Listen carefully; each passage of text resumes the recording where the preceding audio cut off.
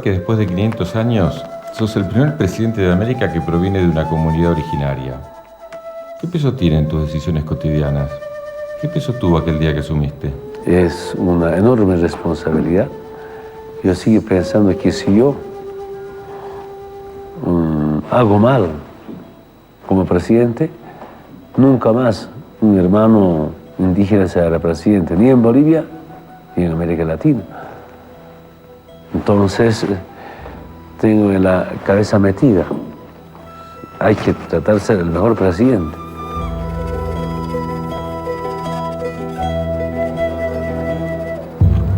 Amasua, Amayuya, Amaquella, Amayú. Amasua, Amayuya, Amaquella, Amayú.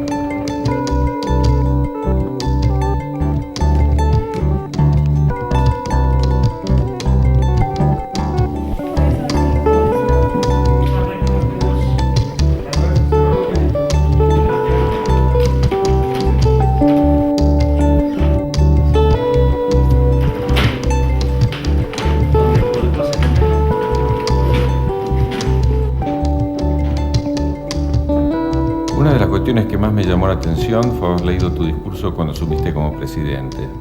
Realmente me pareció impresionante. Y hay algunas cuestiones como el tema de la Amasúa, Amayuya, Amaquella. ¿Qué es gobernar o qué es presidir un país con esos preceptos? No robar, no mentir, ni ser flojo. Dentro de la cultura andina, indígena especialmente, es tan importante y se aplica. Y ser autoridad es servir al pueblo. Y las autoridades originarias tenemos en este momento que este principio básico es lo máximo en una comunidad. Y esa autoridad que está cumpliendo una función social en su comunidad hasta tiene que vender sus ganados, sus productos para servir al pueblo por esa gestión. Y estaba revisando mi vivencia como dirigente sindical, aunque nunca he sido autoridad originaria, sí más mis padres han sido autoridad originaria. He visto de cerca cómo se manejaba, se conocía la comunidad, cómo caminaban, se movilizaban por las reivindicaciones sociales. El aspecto sindical es ya muy diferente, pero el que incorpores el Amasúa, por ejemplo, el tema de la honestidad, ha sido tan importante. En algún momento yo dije que yo llegué a ser presidente gracias a la honestidad. He pasado como dirigente sindical a tantos presidentes, he conocido a tantos presidentes, a tantos ministros. Me los contaría uno por uno, cómo intentan corromper, prebendas, directas, indirectas, y a veces sacarme de la dirección sindical ofreciéndome becas para que vaya a la universidad. A veces incluso usando algunos padres de la Iglesia Católica, infinidad de cosas. Sin embargo, me salvé de esa tentación.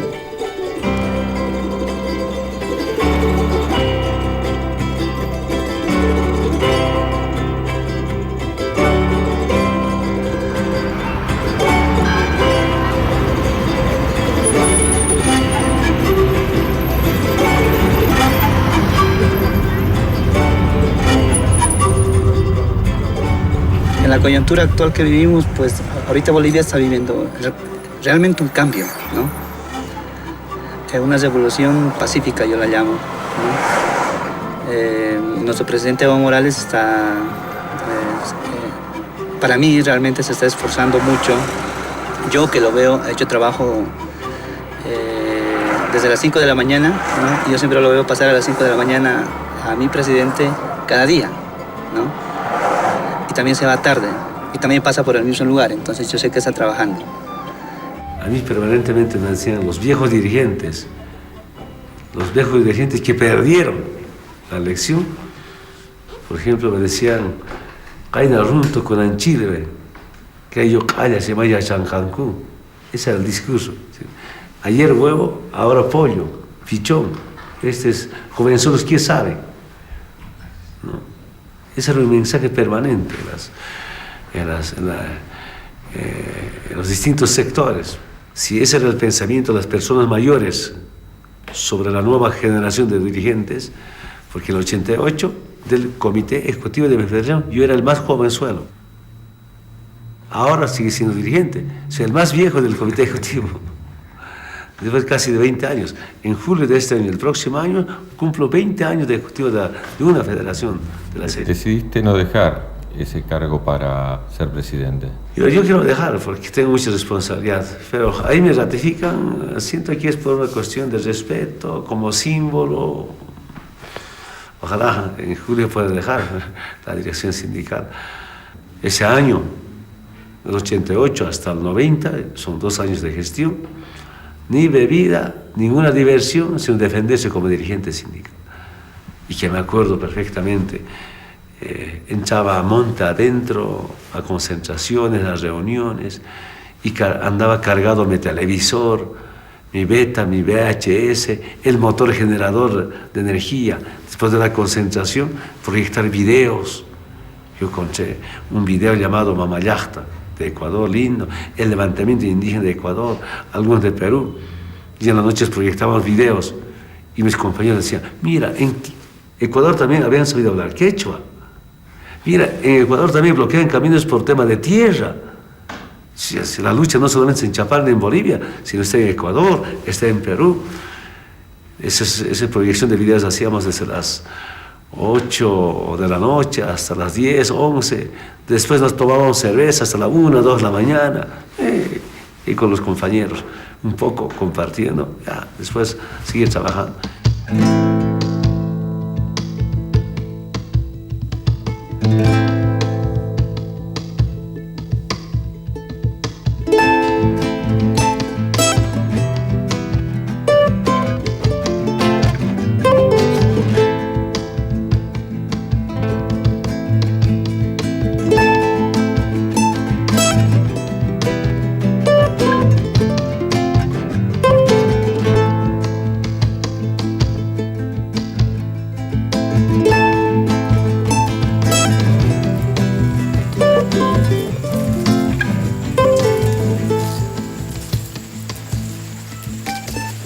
Esta hoja que la llaman es nuestra hoja sagrada y hoja milenaria porque es muy bueno y es muy saludable y no así como otra gente lo llama que directamente es cocaína.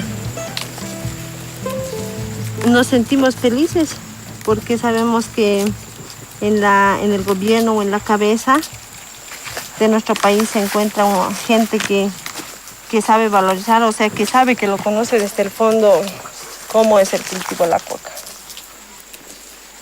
Es un símbolo muy importante para nosotros, por el cual mediante la hoja de coca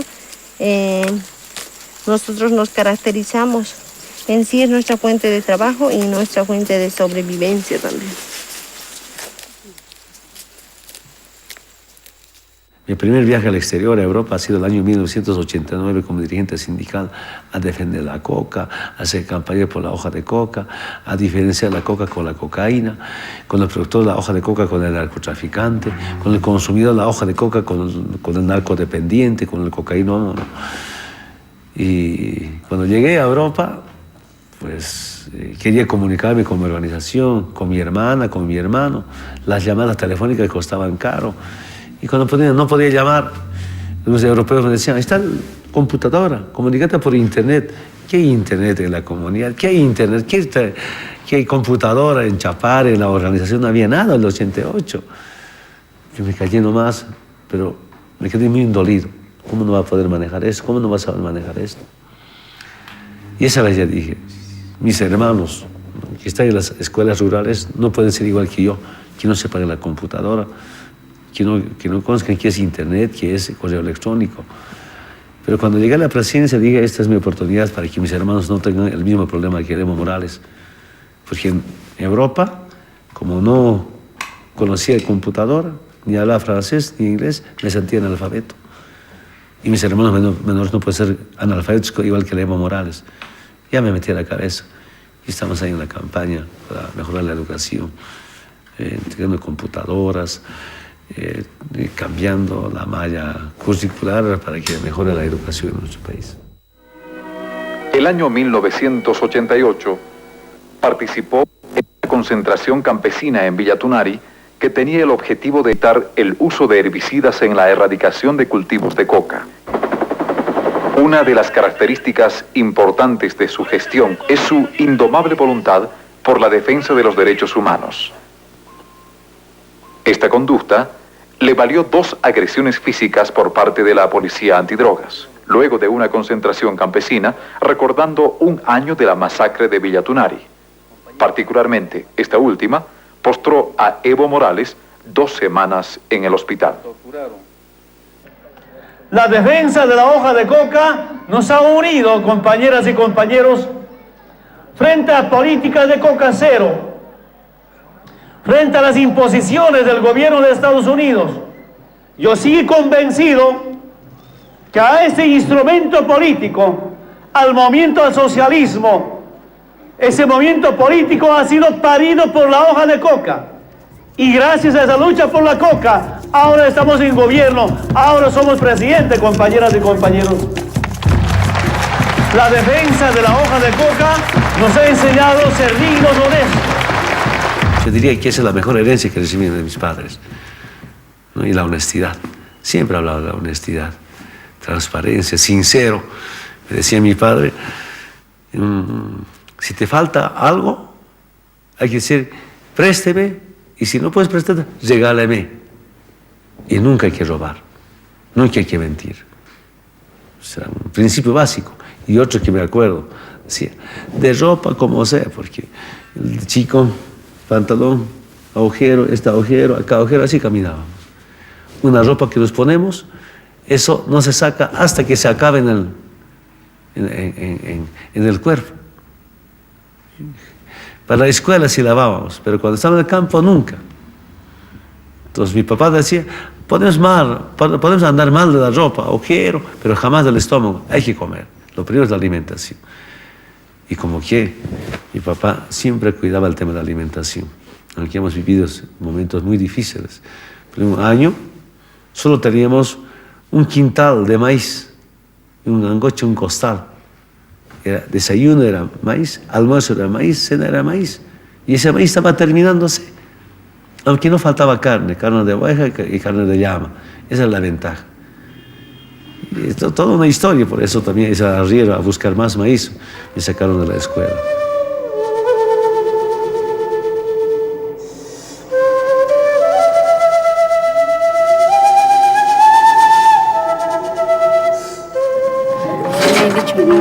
Tatasitate, hanay karisitate, hanay hayrasitate, hanay hayrañakiti. Castellano samaja, amashua quiere decir no robes, nunca seas, digamos, vas a una casa con confianza, te dice, házmelo estito o el otrito, y la gente quiere saber si eres de confianza, por ejemplo, tienes que hacer tus tareas, en la casa también tienes que hacer, tienes que ayudarme. También puedes ir a jugar, también puedes cuidar a la nena, puedes ir a jugar también, pero siempre no seas flojo. Quiere decir eso, Han Haira Simti, Han Hairamti, dice en Aymara. ¿Tu recuerdo más alegre de la infancia cuál es? No, bueno, mi papá una vez me dijo, Evito, tú pareces sonso contento.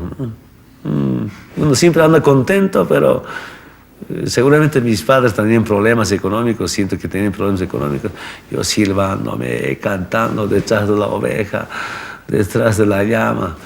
Pero una vez me acuerdo, ella me ha mandado a pasear chancho, compré un chancho. El chancho eran chúcaros. Yo le montaba el chancho, me botaba el chancho, la otra vez me subía, me botaba otra vez. Siempre andaba alegre. Por aquí y por allá no tenía mucho problema de la niñez. Pero mis sueños, cuando era chico, no sé cuántos años tenía, y mis sueños había estado caminando entre una cantidad de víboras, lleno de víboras, y no sabía dónde pisar, por acá víbora, Empecé a llorar y desperté llorando. Y le dije a mi mamá, me soñé con la víbora. Y mi mamá decía, Evito, vas a tener mucha plata. Aunque no tengo mucha plata, pero tengo para vivir, porque en el campo, en la semana, al mes no se gasta nada, ni un peso, ni un boliviano. Y una vez, ya tendría mis 14, 15 años, en mi pueblo también, había estado volando, y viene una nube. Estoy pensando, si entro a la nube, ¿dónde? ¿Cómo va a ver? ¿Qué va a hacer? Me asusté, y otra vez lloré en mis sueños. Otra vez desperté llorando. Y dije a mi papá, papi, me soñé yo volando y he despertado llorando. No, Evito, te va a ir en el futuro muy bien. Dice, Evito, hay que respetar a mayores y menores para ser bien respetados en la vida. Por ejemplo, el año 2002, antes de ir a las elecciones, me enseñó algo interesante. En un cerro, estoy caminando apenas, ya un poco subiendo, ayudándome con la mano, algunos barrancos. Faltaba unos 2, 3 pasos más, no he podido pasar el cerro. ¿Qué pasará? Yo decía, ya soy dirigente sindical, ¿dónde hemos podido avanzar como dirigente sindical? Ese es mi límite.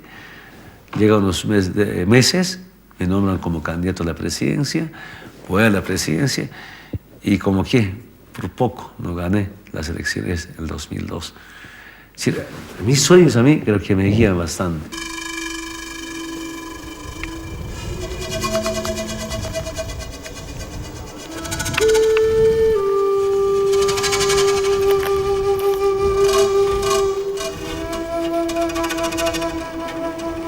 En primera instancia, el compañero Evo Morales, que vive ya con su mamá, con su papá y su hermana y su hermano. Llegan canales internacionales y la verdad que no creen la vivencia del compañero. Tampoco cree que esto es su casa, ¿no? Muchos extranjeros que llegan, visitantes que nos llegan,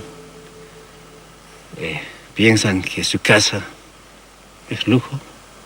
Quién sabe, dicen que es de 3, 4 pisos, pero usted puede concientizarse, puede concretarse, inclusive estamos acá, estamos en el suelo donde él ha estado, es lo que es. Yo creo que pocos que creen que en sí el Evo es del campo, pocos creen que en sí el Evo es ganadero, es llanero. Yo pensé que la mayoría no lo cree. Habían algunos vecinos, algunos tíos que permanentemente iban a la zafra Argentina, venían a reclutar gente. Y un año mi papá decidió ir a la zafra, yo voy a ir. He decidido ir con mi hermana y conmigo. Fuimos los 3. Tendríamos 5, 6 años. Ya no había comida. Apenas tenía azúcar y tostaban fideo. Fideo era como tostado o como pan para tomar el té. Vivimos ahí y después me llevaron a la escuela Creo que era obligatorio que los niños, hijos de los abuelos, tienen que ir a la escuela. Yo tenía mucho miedo. Aymara cerrado, no entendía nada de español. Entonces, salían unas chatas, me subieron y había ido allá. No, me pasaban lista, Evo Morales. No les respondía nada, ¿cómo se responderá? No entendía nada, atrásito, sentadito. Después me dediqué ahí a vender picolé, se llama, ¿no? Las cajitas, iba a las zafras, me daban plata, ganaba, correteaba y tenía plata. Primero, yo me acuerdo, primero daba todita a mi hermana. Tanto. Acababa mi papá contento y siento que mi papá era realmente trabajador. Después de que hemos ido a la zafra argentina, primera vez nos compramos un catre para dormir. Todo se dormía en el suelo. Yo tengo ese catracito que traíamos de Argentina, histórico, está ahí donde nací. Mi papá una vez dijo, tu hermano nos ha ayudado, se ha sacrificado en ayudarme en la zafra, este catre va a ser herencia para tu hermana. Hablaba de un poco con alcohol, un poco ebrio, pensando que yo iba a reaccionar. Ya cuando comenzó, no. Pero finalmente no se quedó herencia, si lo tenemos ahí. Histórico, es el primer catre que conocí, la familia Morales.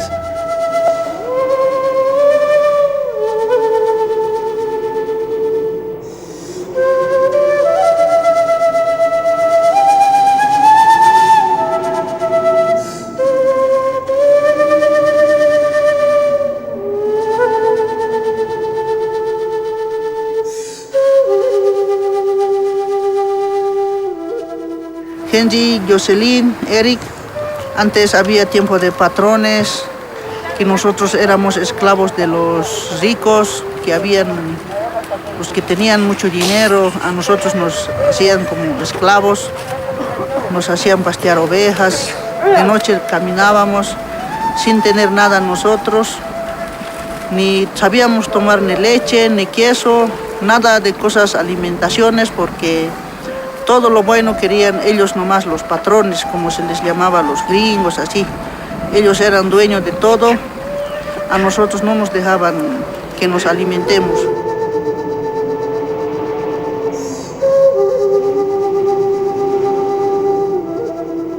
Muchas veces dijiste que nunca habías soñado con ser presidente. ¿Cuál fue el momento que te imaginaste, bueno, esto puede ser? El 2002. Cuando primero he ido como candidato a la presidencia. Porque el 2002 para las elecciones nacionales solo tenías un pliego como de cualquier organización sindical. Quiero esto. Y no había un programa. Y así, con ese pliego, ocupamos en segundo lugar. 5 partidos legalmente constituidos, reconocidos por la Corte Nacional Electoral, nos ganaron con menos del 1%. Yo estoy convencido que en 2012 hemos ganado. Nos han robado el triunfo. Pero yo digo felizmente porque no estábamos preparados, ¿no? Y yo me asusté el 2002. Porque si el Congreso de la derecha, a mí me metían como presidente, me nombraron como presidente porque estaba habilitado a ser presidente a la alianza de los partidos, sí, hubiéramos defraudado al pueblo, no hubiéramos gobernado bien. Yo siento que al imperio, al embajador de Estados Unidos le falta inteligencia, no tiene inteligencia. ¿Qué decía yo? Si hubiera sido inteligente, juntaba a la derecha, nombraba a ese izquierdista de presidente, que apenas tenía 27 diputados de los 130. Un bloqueo desde el Congreso, tenían 8 senadores de los 27 senadores. Ahí sí no aguantamos un año, tal vez máximo 2 años, un rotundo fracaso. Pero aquí hizo el embajador de Estados Unidos, Manuel Rocha, juntó a los partidos de derecha y hicieron presidente a Gonzalo Santos. Algunas diputadas lloraban, podían ser presidente. Yo les decía sí, compartía esos dolores, pero en el fondo estaba contento, feliz. Y decía que ellos se equivocaron, como que se equivocaron. Evo llega al poder después de la epopeya de octubre del 2003, cuando el pueblo aymara se subleva contra el gobierno neoliberal de Gonzalo Sánchez de Lozada. Y le dice, no señor, nuestro último recurso vital, no renovable, el gas, no lo va a sacar usted a Estados Unidos ni lo va a regalar a Estados Unidos. El gas no sale de Estados Unidos. Y como se produce una represión terrible, aparece otra consigna que es, usted se va. Y bajo esas dos consignas, el pueblo se moviliza, se organiza, sin caudillo, sin partido político, gracias a esa enorme capacidad organizativa que proviene de su cultura. El proceso que lleva a Evo Morales no solo es un proceso sociopolítico, es un proceso cultural. Sin la cultura indígena, probablemente no habría sido posible llegar a donde se llegó. Quiero decirles también a los organismos internacionales, no soy ningún ladrón. Quiero decirles que vamos a garantizar la honestidad de mi gobierno. Anticipadamente pedir quienes conformen el gabinete, cero de nepotismo, cero de corrupción, será el lema de los nuevos gabinetes.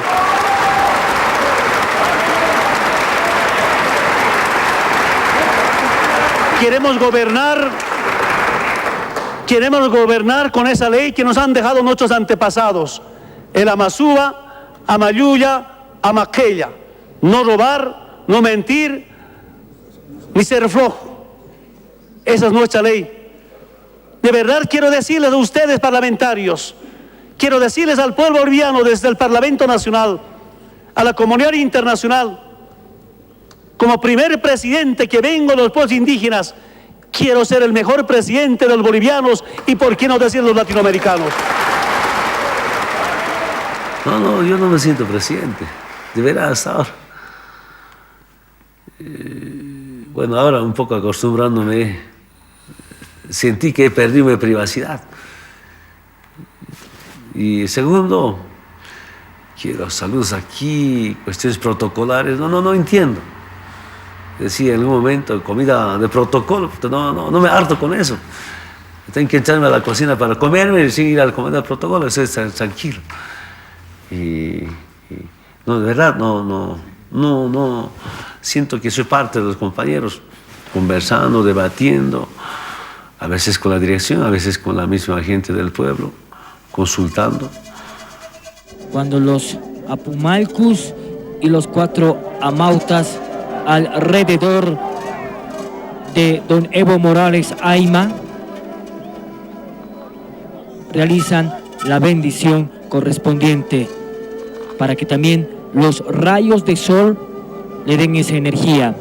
A sus 46 años, Evo Morales Ayma, de Orinoca a Palacio de Gobierno, de un pueblo prácticamente en el rincón mismo más abandonado de Oruro, surge este líder indígena, Freddy. Para mí es una sorpresa. Me invitaron. Yo no sabía cómo estaba el programa. Como esos días viajé al exterior. Y imagínense, hasta el día de la elección, no sabía quién iba a ser ministro, Hasta después de que retornó de una gran gira, no tenía ni un hombre en la cabeza que iba a ser ministro. Solo en la prensa decían algunos dirigentes, a mi organización corresponde 3 ministerios, 4 ministerios. Te digo de verdad, hasta ahora no puedo entender cómo faltando unos 3, 4 días no había ni un hombre para el gabinete. Y al Álvaro, el vicepresidente, me decía, ya tienes el gabinete, ¿cómo se va a conformar? Mira, no tengo nada. Empezamos, estaba dedicado a eso. Después hay un acto en Tiamana, que hay que ir. Y me sorprendió la gente, la concentración, las vestimentas que he hecho. He visto en los periódicos, están haciendo vestimenta para el presidente, el bastón de mando. Solo por la prensa sabía, aunque estaba invitado. Para mí ha sido un momento muy emocionante, al margen de las vestimentas que hicieron los hermanos aymaras del altiplano, la presencia de los hermanos indígenas del continente, yo diría, invitados especiales. pero sentí que el compromiso era totalmente diferente que cualquier compromiso en el Congreso, en el Palacio, sino un compromiso con la madre tierra, un compromiso con el pueblo, por tanto un compromiso de una justicia social.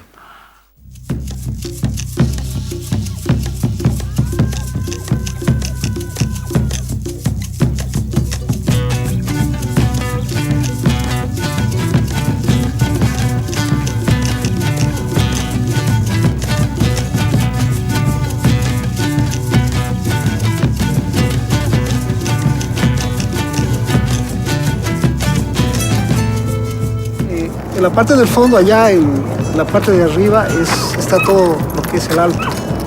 Normalmente allá vive la gente más humilde y son barrios marginales. En algunos sectores no tienen agua, no tienen luz, son barrios marginados. En respecto a las movilizaciones, resulta de que cuando se concentraba en La Ceja.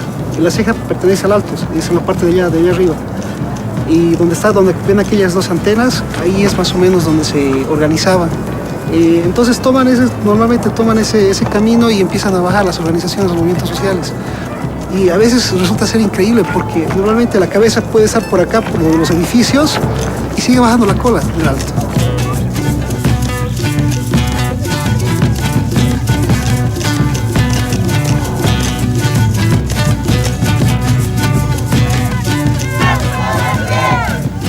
Toda esta gente que está bajando son del alto.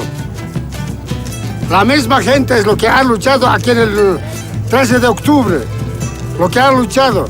Por eso el alto ha dicho, el alto de pie, nunca de rodillas. Así que entonces, que se cuiden. Esa gente, extranjeros, yanques, que se cuiden. Aquí el alto es caramacho. La gente de Bolivia, cuando se une, cuando se para, carajo, es grave. Yo creo que está muy interesante lo que vive Latinoamérica. Yo siento que es una gran rebelión de los pueblos contra el imperio, contra las transnacionales, es rebelión contra el saqueo de nuestros recursos naturales, una rebelión por la justicia social. Siento que primera vez se presenta estas democracias liberadoras y no subordinadas al imperio. Siento que somos diferentes, cada región, cada país, pero nos complementamos. Y lo que nos comprometen es cómo resolver los problemas sociales, especialmente los servicios básicos, en temas energéticos, en temas de recursos hídricos, en temas de comunicación. Yo me convenció mucho más que los servicios básicos jamás pueden ser de negocio privado, es un derecho humano. Estamos apostando por ese principio. Yo con algunos resultados, no es sencillo resolver en pocos años. La complementariedad entre presidentes, entre gobiernos de Latinoamérica va a ser importantísimo para consolidar estos procesos de cambio en Latinoamérica.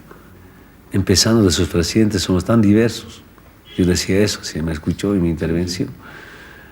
Hay un presidente que viene de las luchas sindicales obreras, un presidente de las luchas sindicales campesinas indígenas, hay intelectuales, hay mujeres, hay militares, ahora se suma un cura de paso. Nadie quiere decirlo públicamente, pero yo me atrevería a decirlo. Esta unidad sudamericana es para enfrentar al imperio que siempre Latinoamérica y Sudamérica estaba sometido al imperio.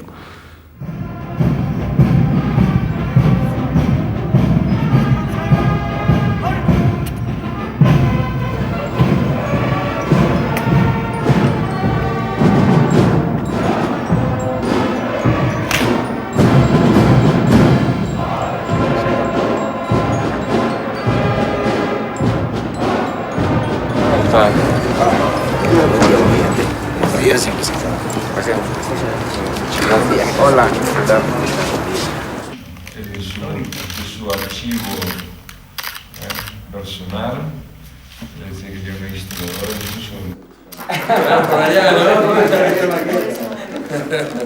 Bueno, como ustedes saben, hace 2 años yo entro en el ambiente político en mi país. Para mí era un mundo desconocido. nunca le di mucha importancia. Pero el triunfo de Evo Morales cambia un poco el paradigma político en América Latina y le da, a mi entender, un aspecto positivo al ingrediente étnico, a la política. Lo mismo el ingrediente de género, como Cristina Kirchner en la Argentina o Michelle Bachelet en Chile. Yo creo que la política tiene que enriquecerse mutuamente con los diferentes aspectos de la vida humana.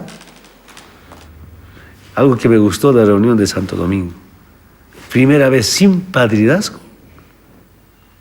damos las bases para resolver un problema de dos países vecinos, Ecuador y Colombia. Antes siempre estaba de encima del imperio. Ahí yo tengo buenos recuerdos con la compañera, con las dos presidentas mujeres de Chile y de Argentina. Antes de empezar la reunión, la sesión, decía, a ver, tú puedes conversar con Uribe, tú puedes conversar con Chávez, hay que bajar la pelea, esa tensión. Había nerviosismo. Unos, tal vez, con una posición muy radical con serio, otros, como dicen, centro-izquierda, y otros pro-yanquis.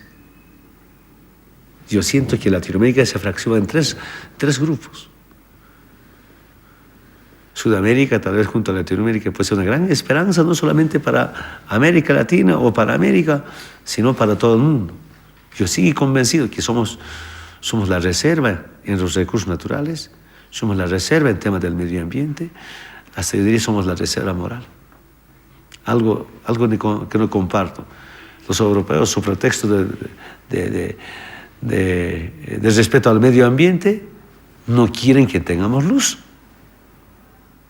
Ellos se llenaron de luz y de energía y nosotros no quieren que implementemos termoeléctricas, hidroeléctricas, geotérmicas, todo para que Latinoamérica aporte en la conservación del medio ambiente, para salvar la vida de ellos, que ellos destrozaron finalmente.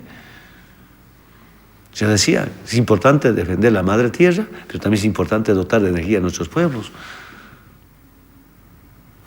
Yo soy defensor del medio ambiente, pero que no nos chantajee también fundaciones, ONGs que desorientan a nuestros pueblos. Entonces son nuestras diferencias, hay que debatirlas, pero yo creo en Sudamérica, yo creo en UNASUR.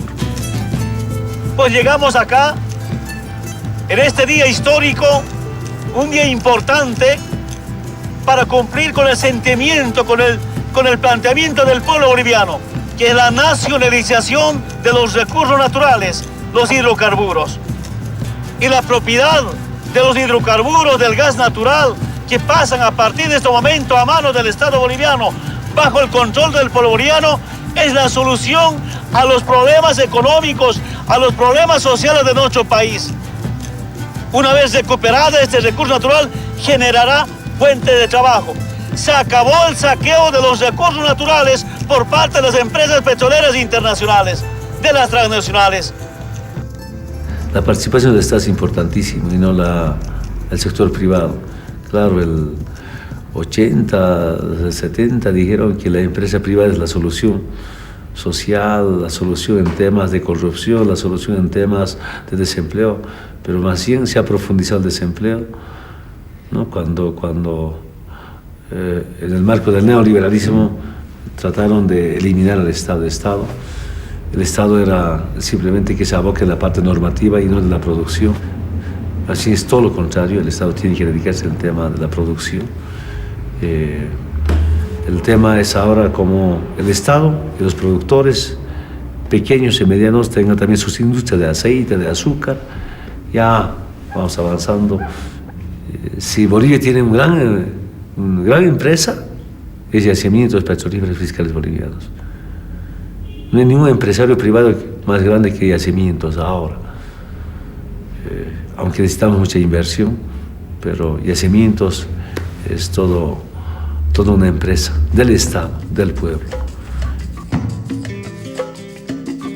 Jamás ustedes han tenido derecho de administrar este país Ustedes jamás han tenido derecho a la educación. Ustedes jamás han tenido derecho a levantar la voz. Y tienen que seguir viviendo así. Eso es lo que nos están diciendo.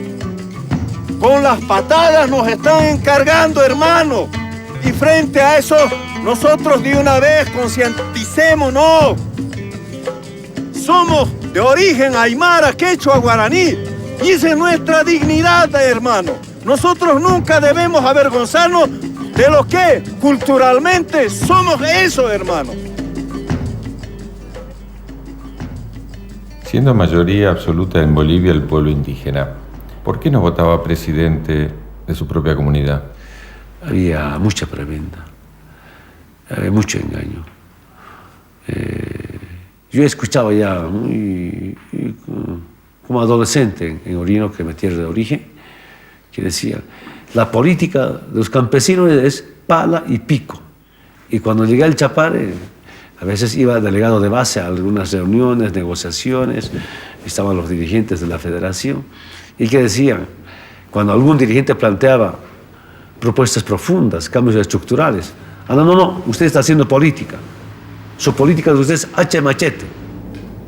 Pero sí, cuando llegan las elecciones, vienen a pedir voto, ¿no? Con prebendas, y votaban para esos partidos neoliberales, y los partidos neoliberales ganan las elecciones y hay imponer programas contra el movimiento campesino, contra el movimiento popular, contra el movimiento obrero, contra el movimiento minero.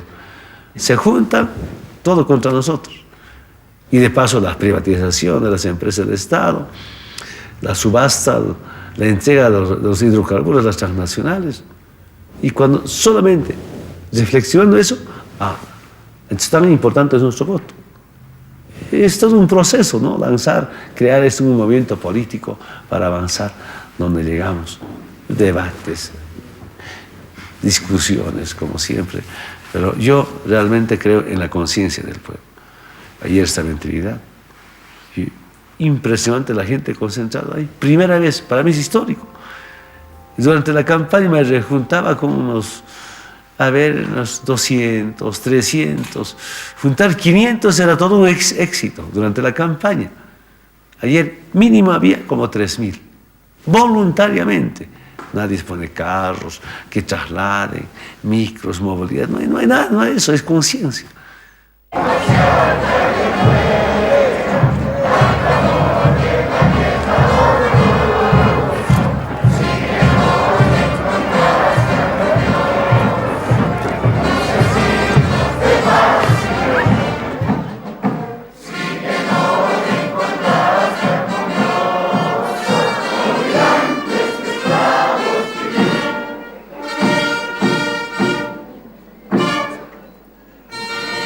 Señor presidente, esta es la gente que le quiere, esta es la gente que está con usted, el alto está contigo. Vamos a estar y vamos a aplastar ese grupo de la media luna que están manipulando a nuestra gente, a nuestro pueblo. Queremos que nos apoye la ciudad del Alto, porque esta ciudad del Alto no sabe olvidarse y no se ha de olvidar. Compañeros, hay algún compañero que tiene que entregar algún presente quizás y lo va a hacer, compañeros. Compañeros, un voto de aplauso, pero de verdad, que se escuche hasta el oriente que nosotros estamos con nuestro presidente, compañeros. ¿Cuál es la principal herramienta de lucha contra la desigualdad en América Latina? Es lo que aquí en Bolivia estamos haciendo. Trabajar por la gente más pobre que se levante, con políticas sociales, apoyo a la producción. En Bolivia la ventaja que tenemos es los recursos naturales, hidrocarburos. Si no fueran los hidrocarburos, ¿qué sería de pobre Bolivia? Pero lo otro importante es que tiene que haber complementariedad entre presidentes, entre gobiernos, no sometimiento, ¿no? Entonces complementarnos para buscar igualdad. Y la gente que tiene mucha plata tiene que entender que tiene que ser solidario con los pobres. En Bolivia tenemos, ¿no? Por ejemplo, hay familias que con su pequeña tienda creció. Y ahora tiene una gran casa comercial. ¿Y por qué? Conocí acá al compañero Iván Testigo durante la campaña, ¿no? Nos llamó, quiero ayudarte. Hemos ido a él, con él, sí. Me ha dado un sobrecito de plata y me decía ahí, en apoyo voluntario, no quiero que me mencione nada. Yo he empezado así como vos has empezado, pero no en política, sino en tema económico. Se me ha ido bien con mi trabajo, entonces quiero ayudarte, que sigas adelante. Aporte voluntario que nunca hemos pedido. Entonces esa gente solidaria existe, por ejemplo, familias que se organizan, consiguen una escuela al año o llevan algún material a una escuela. No son muchos, son pocos, pero hay solidaridad. Si todos los empresarios o dueños de casas comerciales que le va bien practiquen solidaridad, esa gente podemos levantar.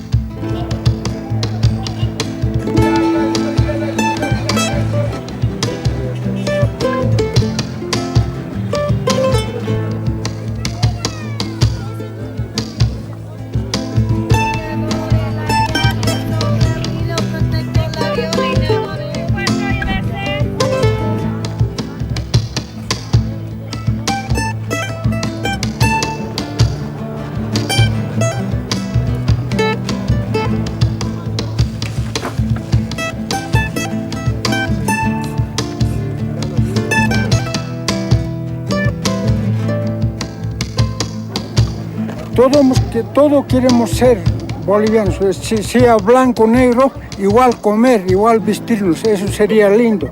Pero ellos exteriorizan el dinero de Bolivia, como el petróleo lo sacan, se lo llevan y lo venden y no sabemos nada nosotros.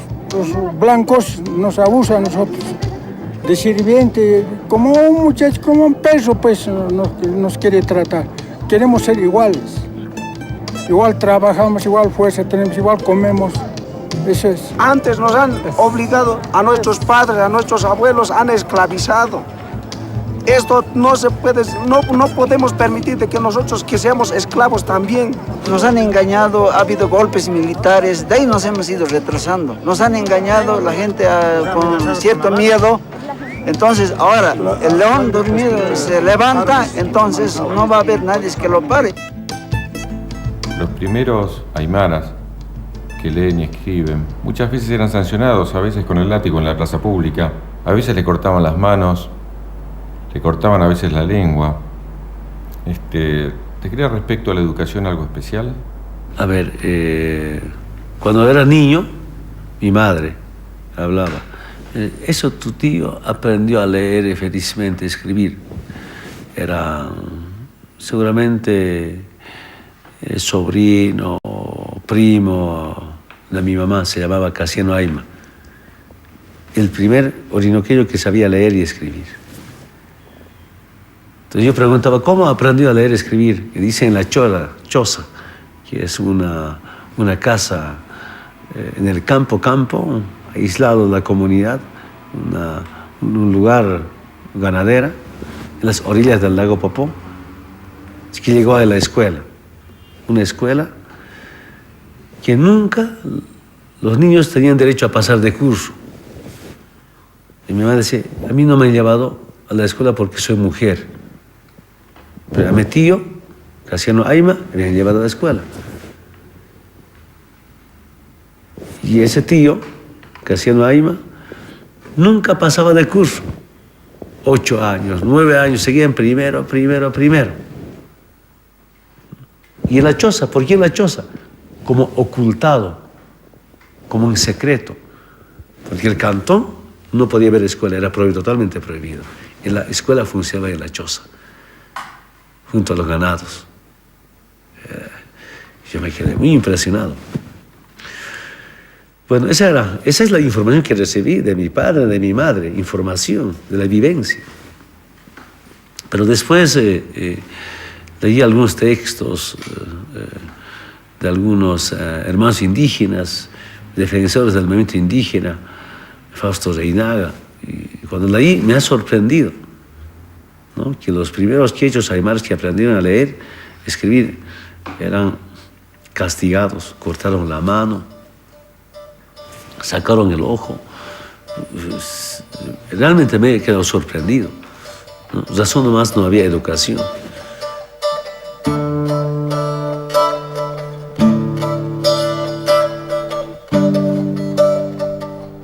El pueblo aymara está manejando desde sus conceptos el castellano y claro, tienen ahí un pueblo opresor que se llama los españoles descendientes, que en España obviamente es, pues, discriminación, eso es una de las claves, aunque hoy día ya están bajando poco, ¿no? Pero apenas falla el aymara le hacen un problema, queda mal el aymara y está discriminado por eso justamente. Son concepciones culturales, choques culturales, y como en Bolivia no existe la enseñanza del castellano debidamente, sino una brutal castellanización. Y castellanización es enseñar el castellano a expensas de la lengua aymara a rajatabla. El jupa, por ejemplo. Jupa es tanto mujer, hombre. En castellano es él, ella. Si yo le digo a una mujer él, lo estoy ofendiendo, no le estoy poniendo la pistola. No, aquí es él, ella, es género. Y en aymara es jupa, jupa. No existe. Por eso muchos aymaras fallan al hablar en eso. Dicen la panorama en vez de decir el panorama o la programa, ¿no? Cuando en algún momento intentaron implementar el lenguaje original de la escuela y el colegio, aceptaron inicialmente, después protestaron los padres de familia. Estamos de acuerdo que aprendan en aymara, en quechua y en otros idiomas originarios. Pero es importante también que aprendan muy bien español y otro idioma extranjero. Ya venía eso en las propuestas de nuestros padres. ¿Y por qué en español y por qué en inglés o en francés o en alemán? Yo les preguntaba. Porque los textos son en estos idiomas. Debe priorizarse en español la educación, porque la educación superior es en español. No hay una universidad en quechua ni en aymara. Y cuando no quieren enseñar en las escuelas el español, quieren perjudicar a nuestros hijos. Ese es el principio de los padres. ¿Cuál es el mayor logro y cuál te parece la mayor deuda o la mayor asignatura pendiente hacia el fin de la gestión? Algo que me cuestiono es, no desde el primer día de mi gobierno, de mi presidencia, incentivar la producción. El sector opositor desde el primer día empezaron con la guerra económica. Corralito bancario, corrida bancaria. Cuando Argentina tenía problemas de corralito, yo no sabía qué era el corralito bancario, no entendía, estaba en Chapare. Todavía cuando llegué a la presidencia, quiero ser muy sincero, no entendía qué era el corralito bancario, corrida bancaria. Pero como controlan los medios de comunicación, intentaron espantar a la gente, retirar sus recursos económicos. Dijeron que el presidente Evo Morales va a implementar su Plan Nacional de Desarrollo con el ahorro de ustedes. Y la gente a hacer filas para retirar su plata. Reunión con el sector privado, bancario, financiero, conferencia de prensa, explicar, no es así, ya baja.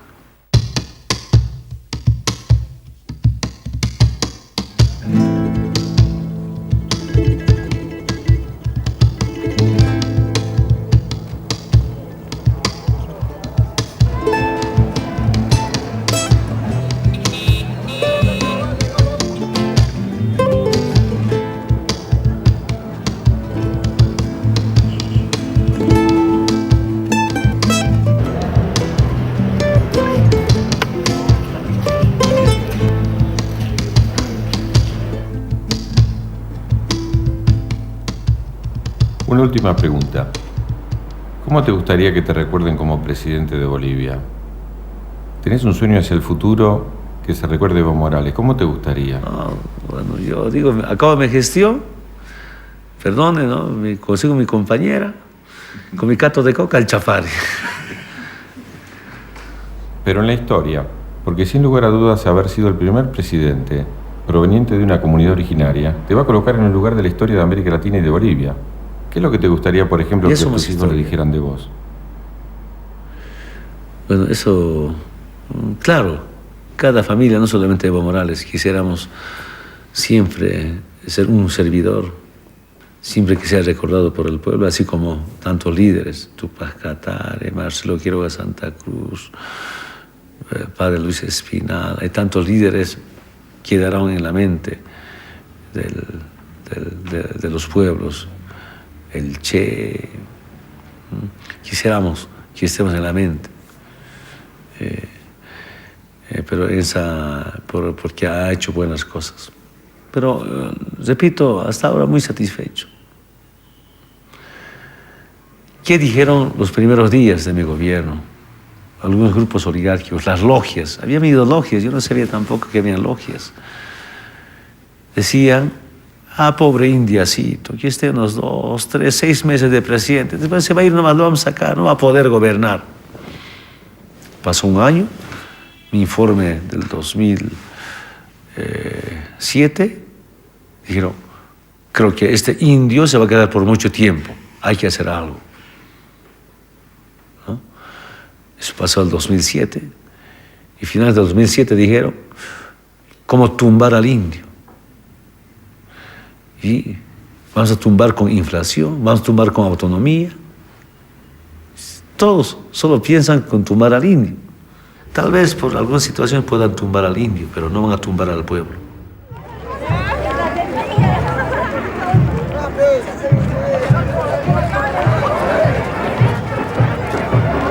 Compañeras y compañeros, esta lucha no termina. Entiendo perfectamente. Algunos grupos, algunas familias molestan, seguirán molestando todavía. Pero este proceso de cambio no se para. Nadie le va a parar. Algunos grupos oligárquicos permanentemente van planificando y van diciendo, hay que tumbar al indio, hay que tumbar al indio.